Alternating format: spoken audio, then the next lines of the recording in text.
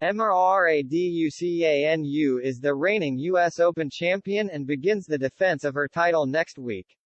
Emma Raducanu claimed she had no concerns about her fitness despite fighting back tears as she twice stopped her practice session at the U.S. Open on Friday. "It's just one of those weird days where you feel a bit like nothing," said the Kent teenager. The British number 1 became the first qualifier to ever win a Grand Slam at Flushing Meadows last year. But the Kent teenager has been dogged by injuries since, including suffering from blisters at the Australian Open in January and a side strain before Wimbledon. On a sweltering morning in New York before afternoon storms, Raducanu was clearly distressed when she first stopped her practice with Ekaterina Alexandrova. That was after about 40 minutes and she was comforted by her coach Dmitry Tursunov and her physio Will Herbert. She was also holding her taped right wrist.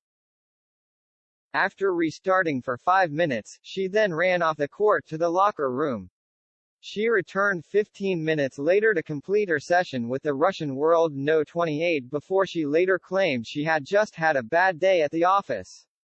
"I had a few small things, got a couple blisters, a bit of a niggle here and there," she said. "It's just one of those weird days where you feel a bit like nothing.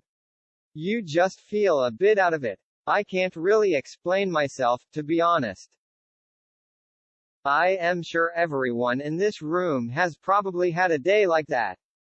Yeah, it is what it is. I have no concerns of an issue, no." Raducanu returned to the scene of her greatest triumph yesterday, admitting her immediate flashback was of feeling ill before making tennis history.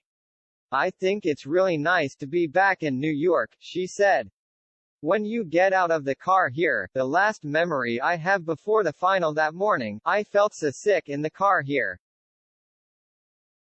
I felt so carsick, I just blamed it on being carsick. But I think I was a bit nervous, too. The whole car journey, my head was in my hands. I was like, what's going on? As soon as I got out of the car, I just promised myself, look, you just fake it, do whatever you can, and it worked well that day."